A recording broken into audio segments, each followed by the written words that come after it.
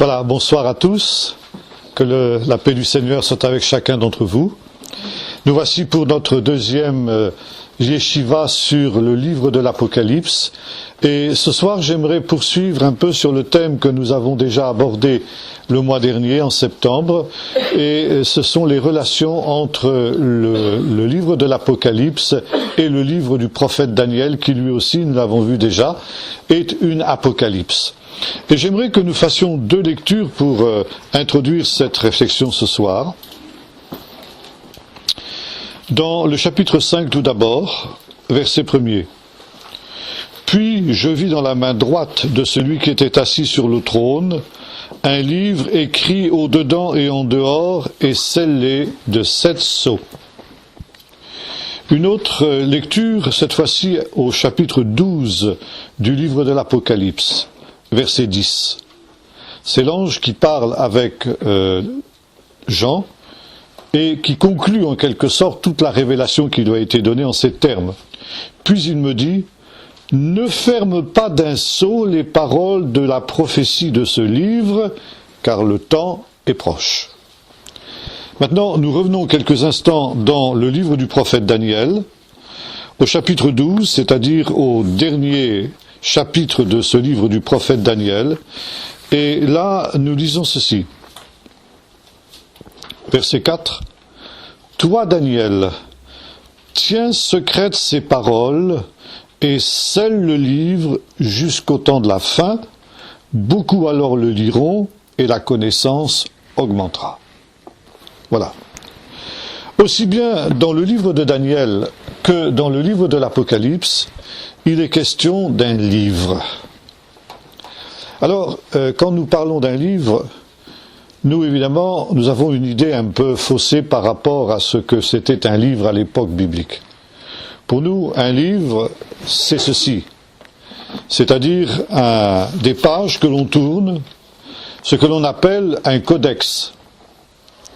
En fait, ce que la Bible appelle un livre n'avait rien à voir avec un livre tel que nous le connaissons aujourd'hui. Un livre, en hébreu et dans la tradition antique, c'est un rouleau. C'est-à-dire, c'est un ensemble de parchemins cousus les uns aux autres qui sont roulés à peu près comme ceci et qui sont écrits sur des colonnes. Et alors, on déroule la première colonne et on lit ce qu'il y a. Quand on a terminé la première colonne, on détache un peu et on lit une deuxième colonne et ainsi de suite, jusqu'à ce que l'ensemble du livre soit déroulé et ouvert. Et quand il est question d'un livre, aussi bien dans le livre de Daniel que dans l'Apocalypse, c'est d'un livre de ce type-là qu'il s'agit. Et dans le livre de l'Apocalypse, nous voyons l'ange qui présente dans le culte céleste sur lequel nous aurons l'occasion de revenir, un livre qui est scellé de 7 sceaux. Ça veut dire 7 sceaux qui empêchent de le lire, qui empêchent de le dérouler. Et ces 7 sceaux ferment et scellent 7 parties, 7 colonnes qui composent justement ce livre. De telle sorte qu'à partir du moment où un premier sceau va être rompu, on va pouvoir lire la première colonne.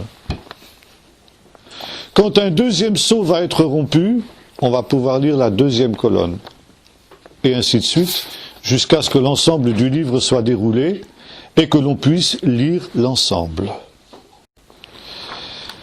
Ce livre qui est scellé, nous le retrouvons, nous l'avons vu, à la fin du chapitre 22 du livre de l'Apocalypse, avec cet ordre de l'ange. Ce livre qui a été décellé, et qui a été décellé par l'agneau, c'est-à-dire par Jésus glorifié, crucifié et glorifié, ce livre qui va être celui justement de la révélation qui a été aussi communiquée à Jean, ne doit pas être scellé, il doit être accessible, il doit être lisible par chaque croyant. Pourquoi, nous dit l'ange? Parce que le temps est proche. Le temps où les événements décrits dans ce rouleau vont s'accomplir est proche. Et par conséquent, c'est un livre dont la compréhension doit être immédiate. Par contre, dans le livre du prophète Daniel, chapitre 12, et voyez-vous comment les deux livres aussi, en quelque sorte, sont construits sur le même parallélisme. À la fin du livre de l'Apocalypse, nous trouvons un livre, et à la fin du livre de Daniel aussi, nous trouvons un livre. Mais par contre, Daniel reçoit de l'ange l'ordre suivant. Scelle le livre et tiens secrètes les paroles qui y sont contenues jusqu'au temps de la fin. Ça veut dire, les paroles du livre du prophète Daniel seront gardées secrètes jusqu'au temps de la fin.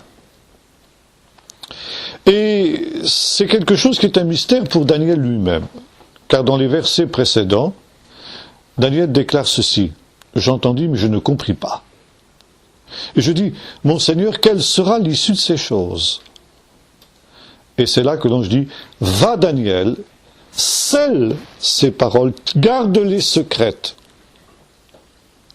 Ce n'est qu'au temps de la fin, quand le temps viendra où tout ce qui t'a été révélé devra s'accomplir, qu'il sera que ce livre deviendra compréhensible, que les mystères qui sont contenus dans ce livre, que les secrets qui sont contenus dans ce livre seront accessibles, seront compréhensibles. Toi, Daniel, qui as été l'instrument de cette révélation, tu reconnais que tu ne comprends pas. Cherche pas à comprendre. Parce que ça ne te concerne pas.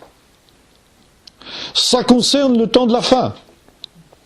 Et jusqu'au temps de la fin, il n'est pas utile que toutes ces choses soient comprises. Et c'est pourquoi elles vont rester secrètes, scellées jusqu'au temps de la fin. Le livre scellé est le signe qu'il contient des mystères qui sont cachés. Et ce n'est qu'au temps de la fin que des hommes sages comprendront, parce que dans ce temps-là, la connaissance, pas la connaissance scientifique ou autre, mais la connaissance des choses de Dieu, la connaissance des mystères de Dieu, se sera accrue. Et par conséquent, dans ce temps-là, pour les hommes qui seront concernés par ces événements-là, et qui par conséquent devront les comprendre, ce livre scellé sera décellé et deviendra compréhensible. Et lorsque, dans le chapitre 4 du livre de l'Apocalypse, ainsi que nous l'avons vu, est amené un livre qui est scellé, alors il nous faut y voir effectivement ce livre des prophéties de Daniel. Ce livre qui est amené, et au sujet duquel l'ange proclame: « Est-ce qu'il y a quelqu'un ici qui est digne de lire le livre et d'en rompre les sceaux ?» Et il nous est dit que personne, ni dans le ciel, ni sur la terre, ni sous la terre, ne fut trouvé digne de lire le livre et d'en rompre les sceaux. Et Jean nous dit qu'il pleurait beaucoup parce que justement, eh bien, cette révélation restait voilée, elle restait scellée, elle restait cachée. Et l'ange le console, lui disant: « Ne pleure pas, car voici le lion de Juda, l'agneau qui a été immolé, Jésus le Messie, est digne de prendre le livre et d'en rompre les sceaux. » Et voyez-vous, cette manière imagée de parler qui est spécifique non seulement de l'Apocalypse de Jean, mais également de toutes les Apocalypses, et notamment de l'Apocalypse de Daniel, ça veut dire par des images, des paraboles, etc., c'est une manière de dire ceci. Les prophéties sur les choses de la fin ne trouvent leur explication, leur compréhension qu'en la personne de Jésus. C'est Jésus, l'agneau de Dieu, et en même temps le lion de Juda, deux choses qui sont assez paradoxales. C'est Jésus qui donne son sens à la prophétie. Le livre de l'Apocalypse nous dit cela aussi dans un autre texte d'une manière un peu différente. Il nous dit « Car le témoignage de Jésus est l'esprit de la prophétie ». Par conséquent, Jésus est la clé de la compréhension de la prophétie. C'est en lui et par lui que l'on peut comprendre la signification des événements que nous vivons, et c'est lui justement qui donne son sens à toute l'histoire. L'histoire, c'est une école à laquelle Dieu soumet les hommes. Et l'histoire est une réalité dont il nous est dit que les prophètes sont ceux qui sondent l'histoire. Ils ont fait de ce salut, dira l'apôtre Pierre, le sujet de leurs recherches et de leurs investigations. Et quand nous lisons, par exemple, l'historiographie de ce qu'on appelle l'Ancien Testament, vous le savez, j'aime pas ce terme, j'emploie le mot l'écriture, eh bien, nous voyons que l'histoire biblique est écrite en réalité par des prophètes. Des prophètes qui donnent le sens de l'histoire. Et le livre de l'Apocalypse est ce livre qui a été scellé et qui maintenant va se trouver décellé. Et le sens des événements de l'histoire va nous être donné par la révélation de Jésus. C'est Jésus qui va nous donner la véritable signification des événements historiques à la lumière de la prophétie, au fur et à mesure que la prophétie va devenir histoire. Les premiers chapitres du livre de l'Apocalypse, les premiers versets très exactement, nous montrent Jean qui se trouve dans cette île de Patmos, au large de la Turquie moderne, où il avait été donc exilé au cours d'une persécution. Bon, on discute de la date exacte de l'Apocalypse. Cette persécution a-t-elle eu lieu sous l'empereur Domitien? C'est ce que l'on pense en général. La plupart des exégètes et des commentateurs assimilent donc ce livre de l'Apocalypse au début du IIe siècle. Mais mon professeur du Nouveau Testament à Jérusalem, professeur Flousser, lui donnait une date beaucoup plus récente. Quoi qu'il en soit, le Seigneur lui dit ceci. Il lui dit, ce que tu vas voir, ce que je vais te montrer, écris-le dans un livre, à destination de cette église d'Asie, cette église dont, semble-t-il, Jean avait la responsabilité, il en était en quelque sorte, si on veut employer cette expression, l'évêque. Et ce livre de l'Apocalypse est en réalité dédié et envoyé à ces 7 églises dont il sera question dans les premiers 2 et 3 premiers, dans le chapitre 2 et chapitre 3 du livre de l'Apocalypse, et Dieu voulant, ce sera notre sujet de notre prochaine yeshiva en novembre, les lettres aux 7 églises. Et le Seigneur dit ceci, ce que tu vas envoyer à ces églises, c'est ce que tu as vu. Les choses qui sont et les choses qui seront. Et voyez-vous, il y a différentes manières d'envisager le message de l'Apocalypse. Il y a 3 manières en fait. La première, c'est de dire tout ce qui concerne ce livre appartient à ce qui est pour nous aujourd'hui du passé. Il s'agit des événements que Jean vivait de son temps, des événements qui touchaient directement la vie de ces communautés auxquelles, ces 7 communautés auxquelles ce livre était destiné, et par conséquent, pour notre temps, ce livre n'a plus grand-chose à nous dire. À l'autre extrême, il y a ceux qui pensent que l'Apocalypse ne concerne que le temps futur, le temps dernier, un court temps qui précédera le retour de Jésus, la parousie. Le texte que j'évoquais tout à l'heure, les choses qui sont et celles qui seront, nous montre que la vérité est entre les 2 extrêmes.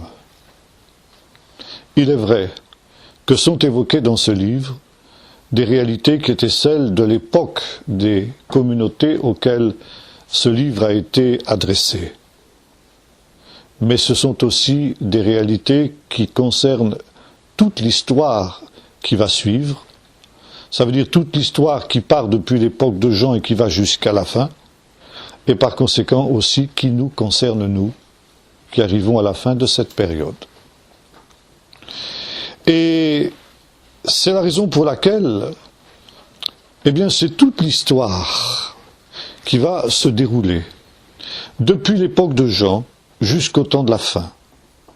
Et cela jusqu'à ce que l'on appelle l'état éternel, c'est-à-dire l'apparition d'un ciel nouveau et d'une terre nouvelle, ou comme le dit l'apôtre Pierre, la justice de Dieu habitera. Maintenant, pourquoi justement ce livre, par opposition à celui de Daniel, ne doit-il pas être scellé? Nous l'avons vu tout à l'heure. Parce que le temps est proche. Alors évidemment, ça c'est une expression qui nous surprend. Parce que depuis que Jean a écrit cette parole, plus de 2000 ans se sont passés. Comment donc pouvons-nous considérer que le temps est proche? Eh bien la réponse est très simple, déjà Pierre aussi nous l'avait donnée, et toute la tradition juive aussi reprend cette idée qu'on trouve déjà exposée dans le psaume 90, la prière de Moïse, homme de Dieu. Car 1000 ans sont pour toi comme un jour.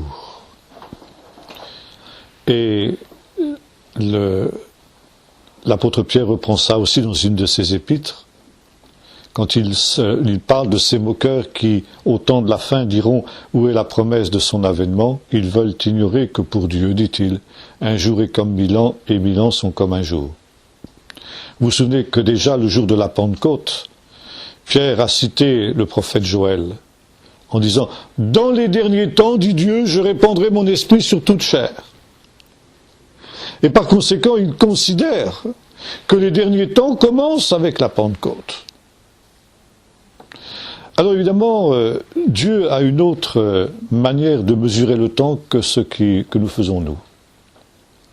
Et cela veut dire que depuis justement l'époque de Jean, eh bien nous sommes dans les derniers temps. Et c'est aussi à la lumière de toute cette longue histoire qui est le temps finalement non pas dernier, mais le temps, on pourrait dire avant-dernier, eh bien justement toute cette période que nous vivons est concernée par ce livre de l'Apocalypse. Maintenant, je voudrais revenir un peu en arrière par rapport à ce qui nous est dit dans ce livre de l'Apocalypse, et je voudrais que nous revenions dans le premier chapitre où il est question justement du prologue. Nous allons lire le chapitre 1er, verset 1er, révélation de Jésus-Christ que Dieu lui a donné pour montrer à ses serviteurs les choses qui doivent arriver bientôt et qu'il a fait connaître par l'envoi de son ange à son serviteur Jean. Celui-ci, comme témoin, a annoncé la parole de Dieu et le témoignage de Jésus et tout ce qu'il a vu. Heureux celui qui lit, et ceux qui écoutent la parole de la prophétie et qui gardent ce qui s'y trouve écrit, car le temps est proche. Jean, aux 7 églises qui sont en Asie, que la grâce et la paix vous soient données de la part de celui qui est, qui était et qui vient, et de la part des 7 esprits qui sont devant son trône, et de la part de Jésus-Christ, le témoin fidèle, le premier-né d'entre les morts et le souverain des rois de la terre. À celui qui nous aime, qui nous a délivrés de nos péchés par son sang, qui a fait de nous un royaume, des sacrificateurs pour Dieu son Père, à lui la gloire et le pouvoir au siècle des siècles. Amen. Voici, il vient sur les nuées, tout homme le verra, même ceux qui l'ont percé. Toutes les tribus de la terre se lamenteront à son sujet. Oui, amen. Je suis l'alpha et l'oméga, dit le Seigneur Dieu, celui qui est, qui était et qui vient, le Tout-Puissant. Moi, Jean, qui suis votre frère, et qui prend part à l'épreuve, à la royauté et à la persévérance en Jésus, j'étais dans l'île appelée Patmos à cause de la parole de Dieu et du témoignage de Jésus.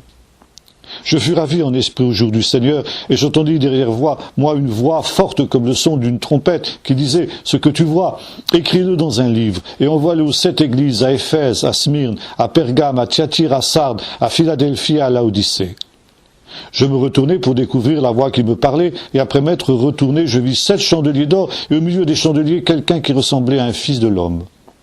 Il était vêtu d'une longue robe et portait une ceinture d'or sur la poitrine. Sa tête et ses cheveux étaient blancs comme de la laine blanche, comme de la neige. Ses yeux étaient comme une flamme de feu. Ses pieds étaient comme du bronze qui était rougi par le feu, et sa voix était comme la voix des grandes eaux.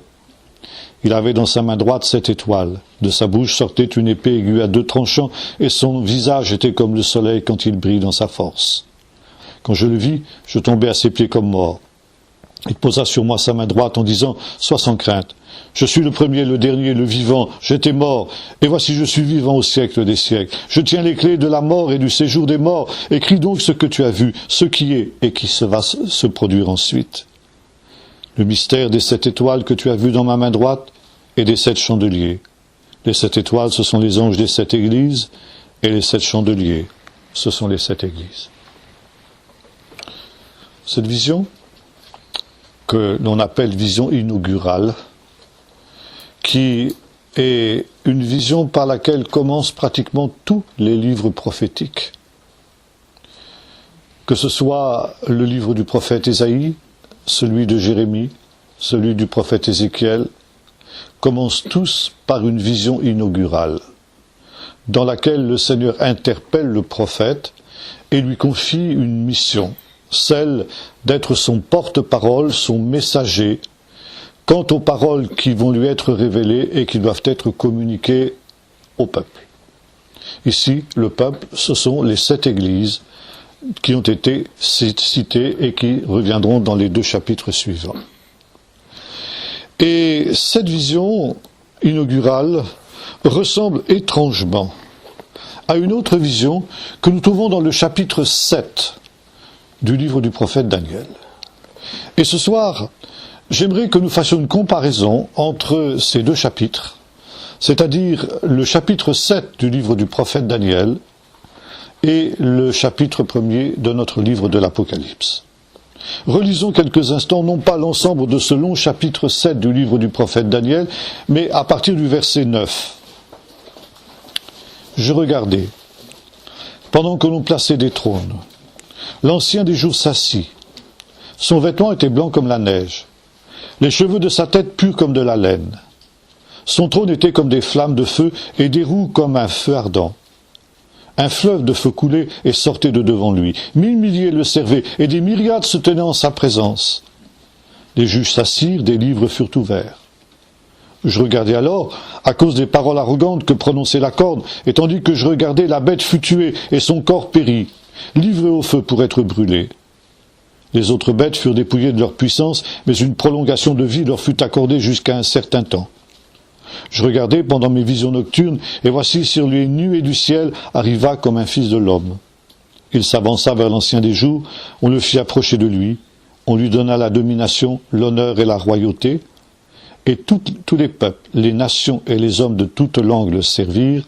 Sa domination est une domination éternelle qui ne passera pas, et son royaume ne sera jamais détruit.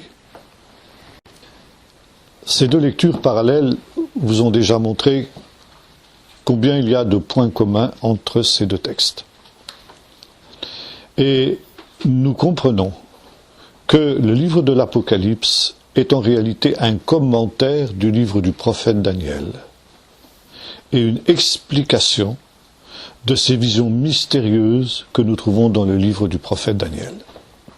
C'est pourquoi il est impossible de comprendre l'Apocalypse si on ne s'est pas d'abord arrêté sur le livre du prophète Daniel. Et les prophéties de Daniel tournent autour de ce chapitre 7 essentiellement, qui est le centre de la révélation qui a été accordée au prophète. Il y a une autre vision aussi qui est parallèle à celle-ci, c'est celle du chapitre 2, ce que l'on appelle la vision de la grande statue.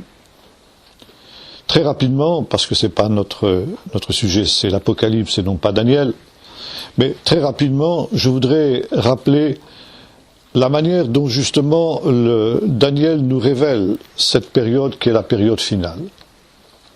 Daniel, que ce soit au travers de la révélation de la grande statue ou de cette vision où il voit 4 animaux gigantesques et féroces, reçoit la révélation de toute l'histoire humaine, depuis son temps jusqu'à l'époque finale. Et cette histoire humaine, elle est marquée par la succession chronologique de 4 empires qui doivent se succéder sur la surface de la terre. Le premier de ces empires, symbolisé dans le chapitre 2 par la tête d'or de la grande statue, et dans le chapitre 7 par un lion, représente l'empire babylonien. Nous allons revenir tout à l'heure sur cet empire. Le deuxième empire, représenté par la poitrine d'argent de la statue et par un ours dans la vision du chapitre 7, représente, selon les explications qui sont données par le prophète et par l'ange, représente le royaume des Mèdes et des Perses. Le troisième empire, représenté dans la statue par un ventre en bronze et dans la vision des animaux par un léopard, représente l'empire grec, l'empire d'Alexandre le Grand. Puis vient un quatrième royaume. Un quatrième royaume qui est représenté dans la statue, dans la vision de la statue par des jambes de fer, puis des pieds qui sont à la fois de fer et d'argile, ça veut dire en partie faible et en partie fort. Et dans la vision ici des animaux, ce quatrième empire est représenté par une bête fantastique, ça veut dire une bête qui n'a pas d'équivalent dans notre monde. Par exemple, cette tête a 7 têtes et 10 cornes. Vous n'avez jamais vu une bête comme ça, évidemment, vous se promenez dans nos forêts, heureusement. Ça n'existe pas. Je vous ai dit qu'elle a des dents de fer et des ongles de bronze. Ça aussi, ça n'existe pas. Et alors que les autres animaux sont nommés, un lion, un ours, un léopard, la quatrième bête n'est pas nommée. Tout ce qu'on sait, c'est que c'est la pire de toutes. C'est une bête absolument terrifiante, féroce, qui broie tout, qui détruit tout, et qui par conséquent, va mettre ce que le prophète Daniel appelle le comble au péché. Et le livre du prophète Daniel, en effet, nous présente l'histoire humaine comme non pas un progrès, comme on le considère souvent dans notre culture occidentale, mais au contraire comme une dégénérescence morale. Une dégénérescence morale qui est symbolisée justement par la dégénérescence des 4 empires évoqués dans la statue. On part de l'or, ce qu'il y a de plus précieux, on passe par l'argent, le bronze, et on arrive à l'argile. C'est-à-dire, il y a un déclin, une dégénérescence, et s'il y a progrès, c'est un progrès dans le péché et dans la révolte contre Dieu. Et en dernier ressort, l'histoire humaine s'achève lorsque la civilisation humaine a mis le comble à ce péché. Le comble du péché, c'est une notion aussi que l'on retrouve dans le Nouveau Testament, parce que le Nouveau Testament tout entier est une apocalypse en réalité. Et il y a dans le chapitre 7 du prophète Daniel quelques-unes des notions essentielles que nous retrouvons dans le Nouveau Testament. Une de ces notions essentielles, vous la retrouvez dans la bouche de Jésus, vous la retrouvez sous la plume de l'apôtre Paul, c'est la notion de ce qu'on appelle l'apostasie. L'apostasie, c'est un mot grec qui a 2 significations dans la Bible en tout cas. La première, apostasie, ça veut dire l'abandon de la foi. Ça veut dire que, au temps de la fin, les hommes se détourneront de Dieu. Après avoir eu la foi dans ce Dieu-là, ils l'abandonneront, ils s'en détourneront. Et ça, c'est quelque chose que vous trouvez annoncé dans le livre du prophète Daniel. Le prophète Daniel fait la différence entre justement les sages qui comprendront, mais les méchants qui ne comprendront pas. Nous avons dit tout à l'heure. Au temps de la fin, la connaissance augmentera. Un certain nombre de sages comprendront, mais la majorité ne comprendra pas. Pourquoi ? Parce qu'ils seront trop avancés dans le péché. Et ils auront rejeté justement les choses de Dieu. La deuxième signification du mot apostasie, elle est surtout tirée de son équivalent hébreu, c'est l'idée d'une révolte généralisée de l'humanité contre Dieu. Et le chapitre 7 du livre du prophète Daniel, notamment, nous présente cette révolte qui a lieu à l'instigation justement de cette bête. Une bête dans l'Apocalypse, disons dans le courant apocalyptique juif qui va, si vous voulez, du IIe siècle avant notre ère jusqu'à peu près au IIe siècle après notre ère, ça veut dire à peu près sur une période de 4 siècles. Une bête, c'est à la fois un royaume, mais c'est aussi le leader, le roi de ce royaume. Et le livre du prophète Daniel au chapitre 7 nous montre cette bête à la fois donc royaume et roi, qui, à cause de sa méchanceté, parce qu'elle a mis le comble à la méchanceté, parce qu'elle a mis le comble à la révolte contre Dieu, entraîne l'humanité tout entière dans une révolte contre Dieu. Et cette révolte, elle s'exprime par une attitude blasphématoire. D'une de ses têtes, le prophète voit surgir une corne, une petite corne. Une corne, en hébreu, c'est le symbole d'une puissance. La corne, c'est l'endroit où réside la puissance des bovins, les taureaux, n'est-ce pas, leur puissance est dans leur corne. Et quand on dit une corne en hébreu, ça signifie la force. Par exemple, la mère du prophète Samuel, Anne, dans le cantique qu'elle chante après la naissance de son fils Samuel, dit « Dieu a relevé ma corne ». Littéralement, l'hébreu parle comme ça. Bien sûr, on ne traduit pas comme ça en français, parce que ça ferait très drôle en français, bien sûr, mais si vous voulez, on traduit « Dieu a relevé ma force ». Très intéressant de noter que Zacharie, dans ce cantique qu'on appelle le Benedictus dans la tradition latine, n'est-ce pas, dira aussi « Béni soit l'Éternel, le Dieu d'Israël, de ceux qu'il a rachetés et délivré son peuple ». Et en grec, Luc a gardé exactement son original hébraïque, même si en grec ça fait aussi drôle pour un lecteur grec que ça fait drôle pour nous. Et il nous a suscité une corne de salut dans la maison de David, son serviteur. C'est-à-dire une force, une puissance de salut. Donc, de cette bête terrible sort une corne, d'abord une petite corne insignifiante, qui grandit, ça veut dire qui prend de plus en plus d'importance, d'autorité et de puissance, et qui va jusqu'à s'élever jusqu'au trône céleste, jusqu'à entrer dans le temple céleste pour essayer justement de d'ébranler le trône de Dieu. Quelle prétention! Comment d'ailleurs peut-on imaginer que un être humain, même animé par une puissance satanique, puisse ébranler le trône de Dieu? Eh bien, c'est tout simplement parce que cette corne s'en prend au sanctuaire qui est à Jérusalem, le temple de Dieu, qui est le pendant terrestre du temple céleste. Et vous avez cette idée dans le judaïsme que quand on entre dans le temple terrestre, c'est comme si on entrait en esprit dans le temple céleste, parce que ces deux temples se correspondent. Vous avez ça dans l'Épître aux Hébreux aussi, où il nous est dit que Moïse a construit le tabernacle selon le modèle qui lui avait été révélé, le modèle céleste qui lui avait été révélé sur la montagne.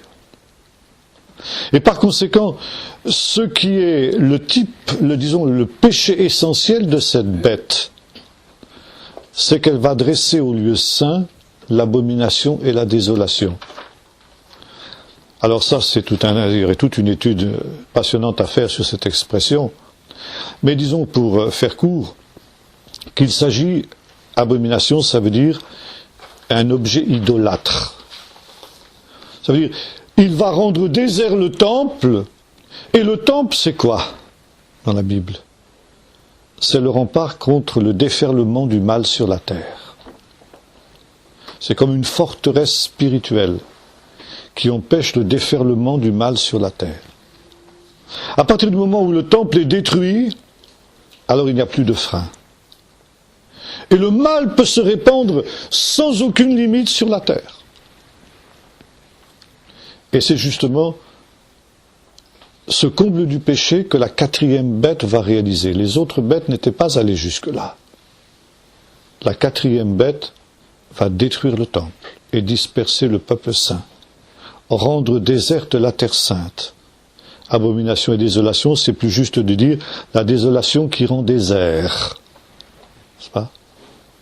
Qui désertifie le pays.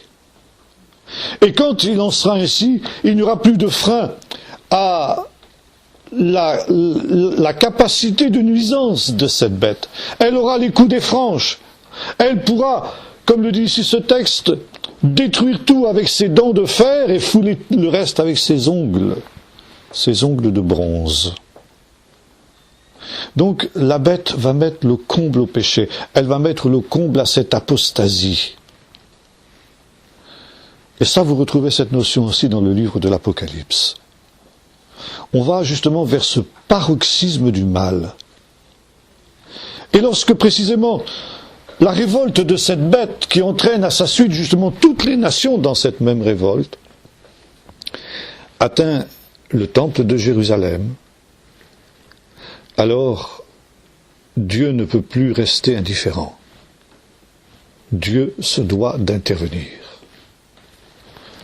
Et notre chapitre 7 de Daniel, comme d'ailleurs les chapitres 4 et 5 de l'Apocalypse, nous montre cette réaction de Dieu en face des excès de cette bête, de ses blasphèmes, de sa prétention, nous était dit au chapitre suivant, de changer les temps et la Torah, d'abolir la parole de Dieu, la Torah, la parole de Dieu, changer la Torah. Or, pour la tradition juive, la Torah c'est le fondement du monde.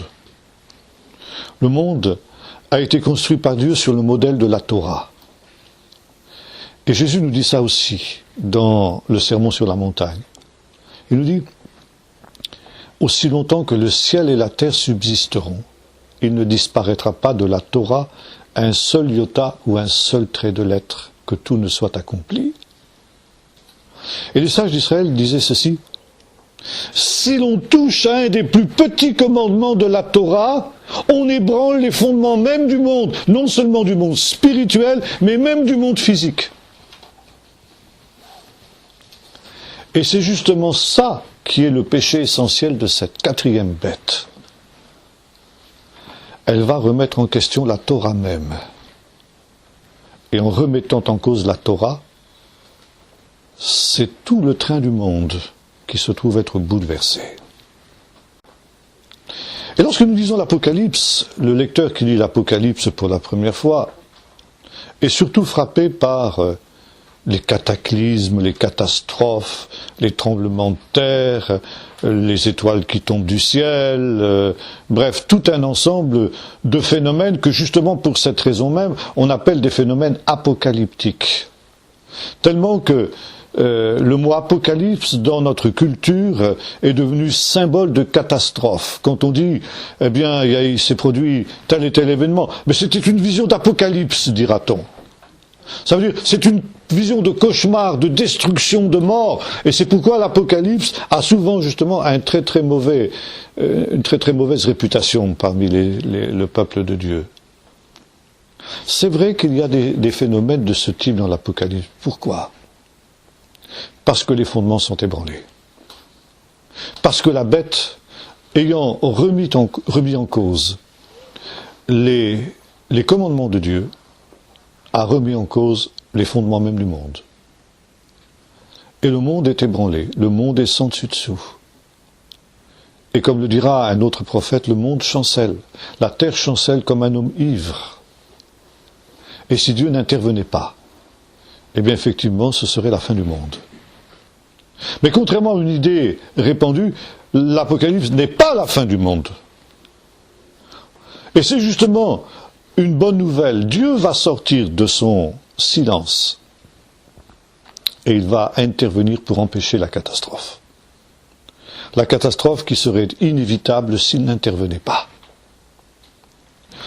Et cette quatrième bête, elle va donc provoquer non seulement cette révolte des nations, mais également le bouleversement de la création tout entière. Et c'est la raison pour laquelle Dieu intervient, et c'est notre texte aussi, nos deux textes que nous avons lus en parallèle dans Daniel 7 et puis dans le chapitre 5 du livre de l'Apocalypse. Pendant que cette bête est en train d'accomplir son œuvre de destruction, une bête qui est d'ailleurs, comme le dira le livre d'Apocalypse, néant, elle vient de l'abîme et elle va à la perdition. Alors, un tribunal est installé dans le temple céleste. Parce que le temple est aussi un tribunal. C'est un lieu de jugement. Il nous est dit, je regardais pendant que l'on plaçait des trônes, l'ancien des jours s'assit, son vêtement, etc. Et l'ancien des jours, bien sûr, c'est Dieu. Et voilà, on dresse un tribunal céleste dans le temple. La cour de justice se rassemble autour du trône de Dieu. Des livres sont amenés, des livres dans lesquels sont écrits les actes de la bête, ce sont l'acte d'accusation. Et la bête va être jugée à partir des actes qu'elle est en train d'accomplir. Et finalement, une sentence est prononcée sur la bête. Cette sentence, c'est la mort. La bête est condamnée à mort. Elle est condamnée à mort à cause justement des excès qu'elle a provoqués. Et c'est alors que vient sur les nuées du ciel quelqu'un qui a l'apparence d'un fils de l'homme. Et là, vous savez, nous sommes au cœur même du Nouveau Testament, pas seulement de l'Apocalypse, mais du Nouveau Testament tout entier, car comme je vous le disais en commençant, tout le Nouveau Testament est en réalité une Apocalypse. Dans les premiers versets de l'Apocalypse, nous avons trouvé ce texte qui est tiré du livre du prophète Daniel. « Voici, il vient sur les nuées. » Et Jean déclare, « Je vis quelqu'un qui avait l'apparence d'un fils de l'homme. » Et là, nous retrouvons cette idée. Quelqu'un qui vient sur les nuées du ciel qui est semblable à un fils de l'homme. Cette expression « fils de l'homme » était une expression que Jésus aimait employer quand il parlait de lui-même, et il en parlait à la troisième personne, de telle sorte que certains théologiens se sont même demandé si Jésus se considérait comme le fils de l'homme. Quand on étudie de près ces différentes mentions du fils de l'homme dans les évangiles, il est évident que Jésus se considérait lui-même comme le fils de l'homme. Les pères de l'Église, qui étaient grecs et qui ne connaissaient pas la tradition juive, quand on a débattu dans les premiers siècles de l'Église jusqu'au 5e siècle de toutes les grandes questions de christologie sur la nature de Jésus, les pères de l'Église ont établi, pour l'Église de tous les temps et de tous les lieux, une christologie qui est celle de toutes les églises chrétiennes aujourd'hui, quelles qu'elles soient. Et cette christologie, elle repose sur cette idée qu'il y a dans la personne de Jésus deux natures, une nature divine et une nature humaine. Ou, comme l'on dit d'autres formulations dogmatiques, Jésus est pleinement Dieu et en même temps il est pleinement homme. Et cette affirmation, bien sûr, elle est profondément biblique, profondément scripturaire, nous la faisons nôtre, à 100%. Mais les pères de l'Église ont cru pouvoir appuyer cette dogmatique sur deux expressions qu'ils ont employées. Ils ont dit « Jésus est fils de Dieu », ça veut dire « il est pleinement Dieu », et « il est fils de l'homme », ça veut dire « il est pleinement homme ». Et cette expression « Jésus, fils de Dieu et fils de l'homme », ils l'ont tirée justement de ces textes des évangiles où Jésus parle de lui-même en tant que fils de l'homme. Encore une fois, je ne remets pas du tout en question le fait que Jésus soit pleinement Dieu et pleinement homme, ça je le réaffirme, ne me faites surtout pas dire ce que je ne dis pas. Mais l'expression fils de l'homme, Jésus ne l'a jamais employée pour parler de sa nature humaine. L'expression fils de l'homme, elle vient de ce texte de Daniel 7. je vis venir sur le nez du ciel quelqu'un qui avait l'apparence d'un fils de l'homme. Fils de l'homme, c'est en opposition avec les bêtes. Et comme je disais tout à l'heure, les bêtes, c'est à la fois un royaume et c'est le roi du royaume. Et ici, le Fils de l'homme représente en réalité un 5e empire. Un empire qui va succéder à ces 4 empires humains à la fin de l'histoire. Et non seulement ce Fils de l'homme représente cet empire, mais il représente aussi le roi de cet empire, c'est-à-dire le Messie, Jésus. L'explication qui est donnée par l'ange ne laisse aucun doute à ce sujet-là. Le peuple des saints du Très-Haut possédera le royaume. Le peuple des saints du Très-Haut, c'est bien sûr le peuple d'Israël. Et le peuple des saints du Très-Haut, le peuple d'Israël, est aussi inclus dans cette expression, le Fils de l'homme. Mais, très vite, dans la tradition juive, on a considéré que le Fils de l'homme était d'abord et premièrement le chef du peuple d'Israël, c'est-à-dire le Messie. Le Messie qui vient sur les nuées du ciel. Et le Messie, ce Messie, il est en contraste saisissant et frappant avec les 4 empires qui l'ont précédé. Les 4 empires étaient semblables à des bêtes. Ça veut dire à des réalités inhumaines, bestiales, comme le dit leur nom. Et c'est le propre des empires humains. C'est De Gaulle qui disait ceci, les nations n'ont pas d'amis, elles n'ont que des intérêts. On ne pourrait mieux dire. Et en cela, elles sont bestiales, féroces, barbares, animées par la puissance des ténèbres. Et c'est la raison pour laquelle elles se font la guerre et elles sèment justement sur la terre la guerre, la ruine, la mort, etc. Le 5e empire, qui succédera à tous ces empires humains et qui est représenté dans la vision de Daniel, la grande statue, sous la forme d'une pierre qui se détache de la montagne sans le secours d'aucune main et qui vient frapper les pieds d'argile de la statue. Donc sans le secours d'aucune main, ça veut dire qu'il ne vient pas par des moyens humains. Comme le dira un autre prophète, le prophète Zacharie, ni par la puissance, ni par la force militaire, mais par mon esprit, dit l'Éternel des armées. Par conséquent, ce 5e royaume, il vient du ciel, de Dieu, directement. C'est la raison pour laquelle Jésus l'appelle le royaume des cieux. Et c'est une notion que vous trouvez constamment dans les évangiles. On a souvent mal compris cette expression royaume des cieux. Il dit, royaume des cieux, ça veut dire un royaume qui est dans le ciel, qui n'est pas sur la terre. Et par conséquent, c'est un royaume qui est uniquement spirituel, un royaume qui est dans les cœurs. Or, justement, que ce soit le livre de Daniel, que ce soit les paraboles de Jésus, que l'on appelle pour cette raison les paraboles du royaume, parce qu'elles commencent toutes par cette expression, le royaume des cieux est semblable à, que ce soit le livre de l'Apocalypse, il s'agit, quand il est question de royaume des cieux, non pas d'un royaume qui est dans les cieux, mais d'un royaume qui vient du ciel sur la terre, et qui vient supplanter tous les empires humains. Alors, voyez-vous, il faut réviser un petit peu notre compréhension traditionnelle, là aussi, des choses. Et le roi de ce royaume n'est autre que le Fils de l'homme. Mais avant d'être celui qui va instaurer ce 5e royaume, le Fils de l'homme a une autre mission. Cette mission que lui est ici dévolue par le chapitre 7 du livre du prophète Daniel, nous avons vu qu'il y avait eu un tribunal céleste qui avait condamné la bête à mort. Et la première mission du Fils de l'homme, c'est d'exécuter la sentence de mort sur la bête. De détruire la bête. Et ça, c'est quelque chose que vous retrouvez aussi dans notre apocalypse joannique. Le Fils de l'homme qui vient sur les nuées.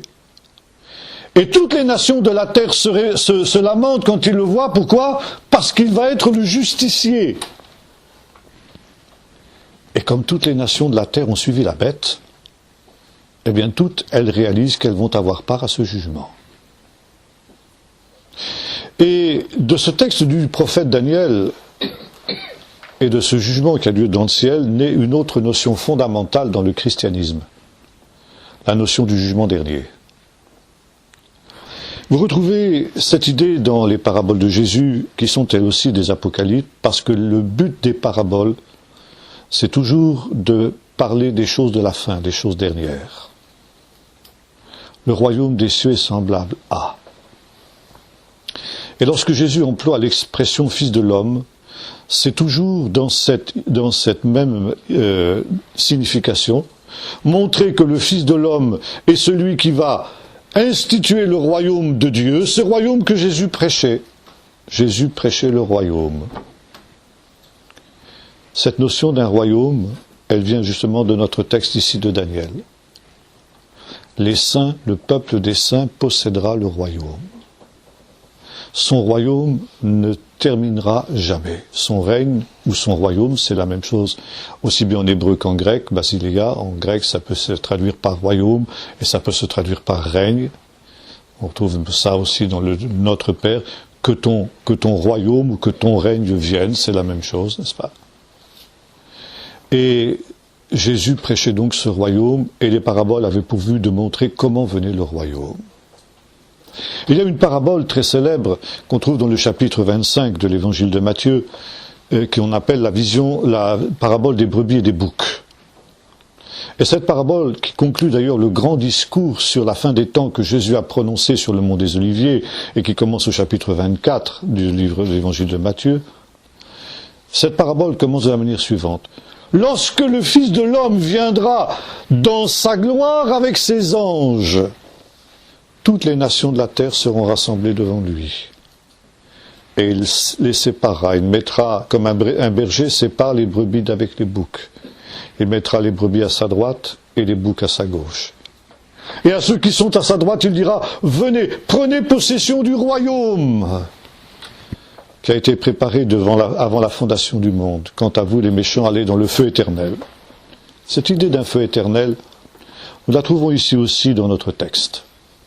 Dans le verset 10, il nous est dit « Un fleuve de feu coulait et sortait de devant lui ». Cette idée d'un fleuve de feu dans lequel seront jugés les méchants et que vous trouvez aussi comme un thème essentiel des paraboles de Jésus, vous le trouvez aussi dans ce texte. Et vous le retrouvez dans le livre de l'Apocalypse, où ce fleuve devient un étang de feu et de soufre. Nous aurons l'occasion d'y revenir.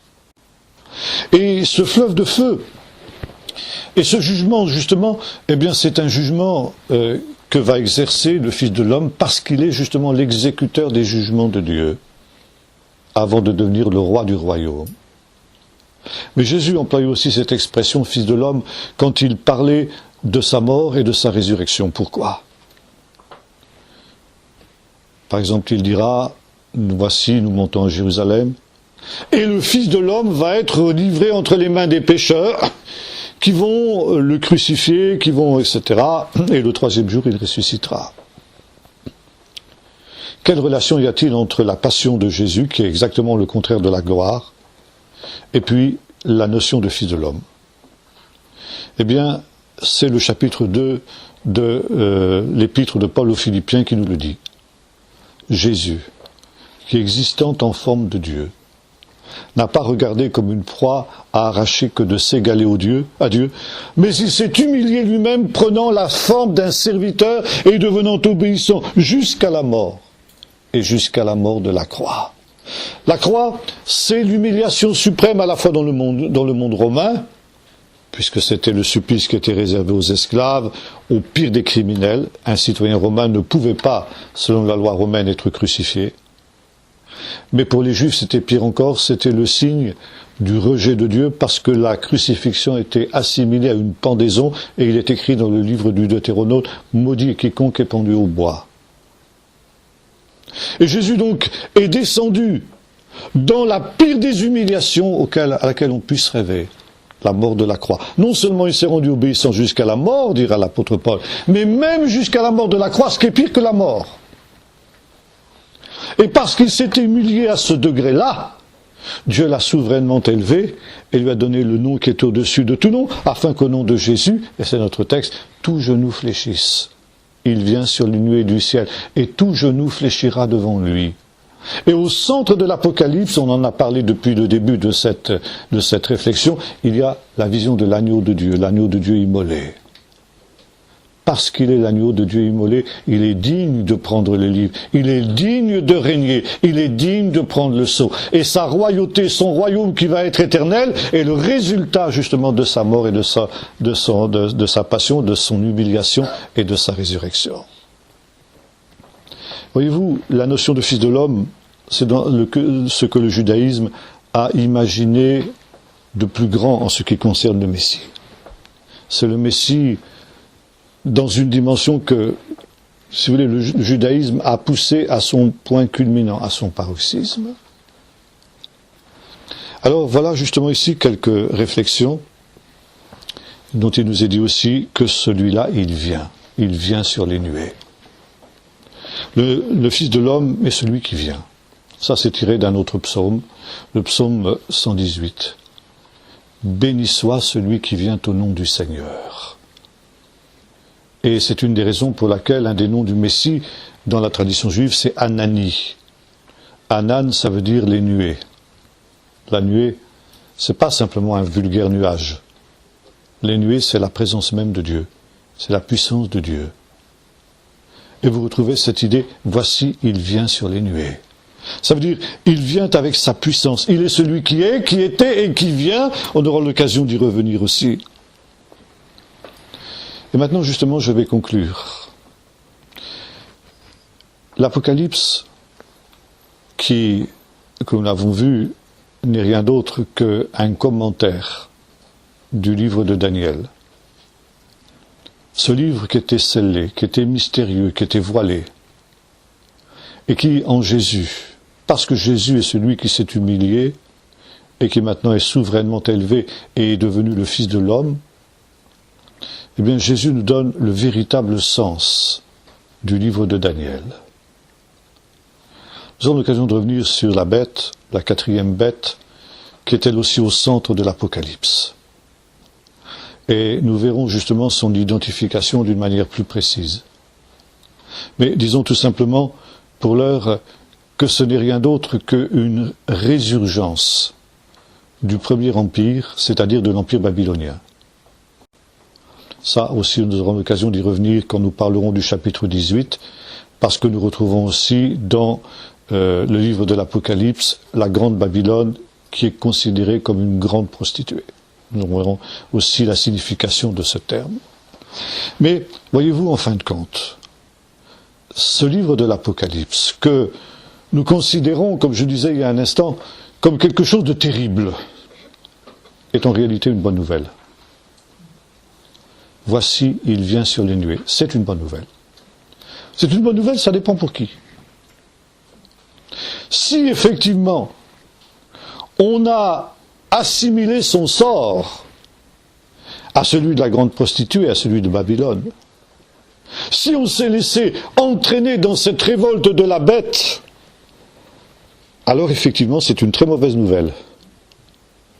Il vient pour te juger. Il vient pour juger le monde.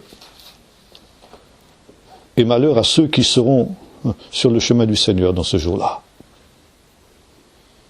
Mais au contraire pour les justes. Pour ceux qui, à l'invitation de l'ange, sont sortis de Babylone pour se mettre en route vers la cité qui a des solides fondements, la Jérusalem nouvelle, c'est une très bonne nouvelle.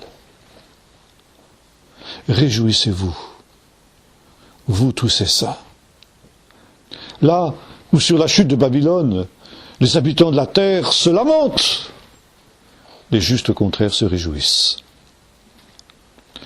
Et voyez-vous, ici, il est question de ces hommes sages qui à la fin comprendront. Parce que justement, ils comprennent que ce temps est le temps de leur délivrance et le temps de l'intervention. Et ils sont justement ceux auxquels les mystères du royaume des cieux ont été révélés. À la fin des paraboles du royaume, dans le chapitre 13 de Matthieu, le Seigneur dit ceci à ses disciples. Heureux, à vous il vous a été donné de connaître les mystères du royaume de Dieu, à eux ce ne leur a pas été donné. Heureux vos yeux de ce qu'ils voient, vos oreilles de ce qu'elles entendent. Vous êtes heureux à condition que vous en tiriez des conséquences et que vous les pratiquiez. Heureux, nous dit le livre de l'Apocalypse tout à l'heure, celui qui lit et qui garde la parole, car le temps est proche. Alors que ce livre soit pour nous une bonne nouvelle, parce que nous aurons lié notre sort à celui de l'agneau et de ses rachetés. Nous serons ces sages qui voient venir justement le temps de leur délivrance, et qui, au moment où les hommes rendent l'âme de terreur, redressent la tête et se réjouissent, parce que leur délivrance est proche. Nous allons prier, si vous le voulez, simplement, et puis je donnerai un temps pour quelques questions, ceux qui veulent poser des questions. Seigneur notre Dieu, nous voulons recevoir comme une bonne nouvelle cette proclamation centrale de ce livre. Il vient sur les nuées du ciel. Et avec l'esprit et l'épouse, tu nous dis que celui qui a soif vienne, que celui qui entende vienne. Et que celui qui entende vienne prendre de l'eau, de la vie gratuitement. Et l'esprit et l'épouse disent viens, que celui qui entend dise viens. Et que chacun puisse répondre Amen, viens Seigneur Jésus, Maranatha.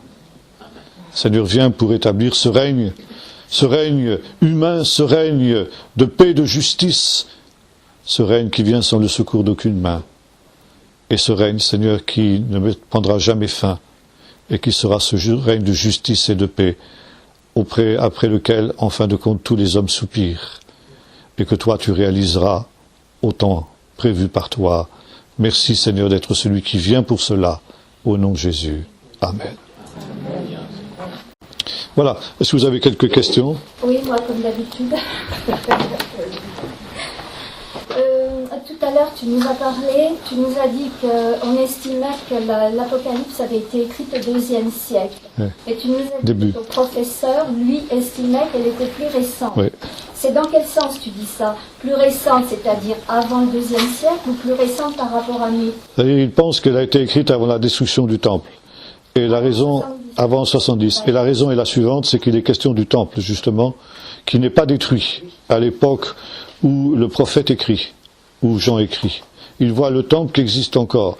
Tandis que s'il avait écrit au début du IIe siècle, comme le pensent la plupart des critiques, alors le temple n'existait plus déjà à ce temps-là. Par conséquent, la vision du chapitre 13 n'aurait plus de sens.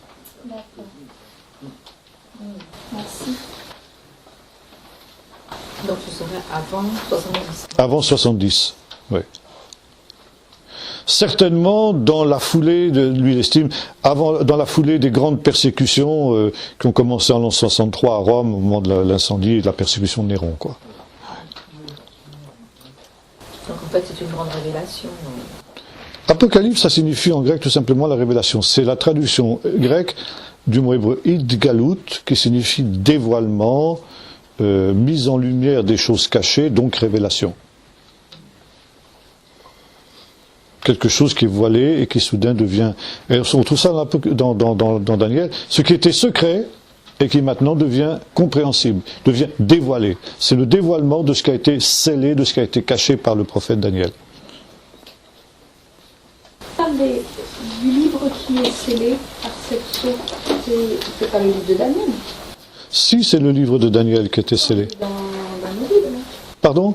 Il est dans nos Bibles, on le lit. Oui, mais vous savez fort bien que le livre de Daniel, il n'est pas facile à comprendre. En tout cas, si vous avez une compréhension du livre de Daniel, alors expliquez-la moi, parce que moi, il y a bien des mystères dans le livre de Daniel que je ne comprends pas. Hein? Non, je m'en doute bien. Mais oui, il est dans nos Bibles, bien sûr. Mais si vous voulez, comme le dit l'ange Daniel, mais le sens exact de ce livre sera tenu secret jusqu'à la fin. La fin, ça veut dire la période où Jésus vient. Et justement, l'Apocalypse, qui est la fin, est exactement le contraire. Le livre qui est communiqué à Jean, contrairement à celui qui a été révélé à Daniel, ne doit pas être scellé. Parce que maintenant le temps est proche. Et ce livre, il est l'explication, justement, la mise en lumière de ce qui était caché dans le livre de Daniel. Vous voyez, c'est ça. Les deux livres sont directement connectés. On ne peut pas lire l'un sans l'autre. Bien, une ou deux questions encore, oui? Oui, si le temps de la fin commence à partir de la Pentecôte, est-ce que ça pose pas une difficulté avec le millénium? Ça, on parlera du millénium en son temps. N'anticipons pas. C'est une autre question. Oui. Si un jour est comme 1000 ans, Oui. est-ce que nous pouvons dire que nous sommes à l'aube du 3e jour? Je ne sais pas si... Alors, certaines traditions juives le font. Et si vous voulez, il y a une prophétie, enfin une profession, un commentaire, disons, qu'on appelle la prophétie d'Élie dans le judaïsme. On en a deux versions un tout petit peu différentes dans deux textes différents du Talmud. Mais cette prophétie d'Élie reprend justement cette idée d'un jour qui est comme 1000 ans qui sont comme un jour. Pourquoi d'Élie? Parce que justement Élie doit revenir avant le début du règne messianique, du règne millénaire, hein, pour annoncer justement la venue du royaume. Et il y a cette idée que de la même manière que le temps de la création a duré une semaine, et on a assimilé ça à donc 7000 ans. De la même manière, l'histoire du monde doit durer aussi 7000 ans. Et notamment les 6000 ans qui seront donc les temps de la semaine en quelque sorte, où l'homme est soumis à la malédiction du travail. Donc il est soumis à la malédiction qui est qui résulte du péché d'Adam. Mais le 7e jour, Dieu se repose et il jouit de ses œuvres, ça veut dire, et aussi l'homme entre dans le repos de Dieu le 7e jour, c'est-à-dire le 7e jour, le jour du Shabbat, l'homme échappe à la malédiction du travail et, en quelque sorte, retrouve ce qu'il a perdu avant la chute dans le jardin d'Éden. Et en même temps, dans la tradition juive, le Shabbat, le 7e jour, est l'anticipation de la venue du Messie. C'est pourquoi le Shabbat est considéré dans la tradition juive comme une fiancée. Ça veut dire, on accueille le Shabbat comme une fiancée qui vient en visite chez son fiancé. Mais le soir du Shabbat, on la ramène chez elle. Parce que les épousailles n'ont pas eu lieu encore. Seulement avec cette espérance qu'un jour viendra, qui sera tout entier Shabbat. Le 7e jour de la semaine, de la grande semaine de l'histoire humaine, qui durera 1000 ans, et on rejoint le millénium dont parlait notre frère il y a un instant, hein, le 7e jour sera tout entier Shabbat, un jour qui va durer 1000 ans et qui sera tout entier Shabbat, et où justement les conditions paradisiaques seront à nouveau rétablies. Alors effectivement, il y a cette idée que oui, le Messie viendra au soir du 6e jour. Je ne sais pas personnellement si on peut aller aussi loin, mais en tout cas la tradition juive le fait.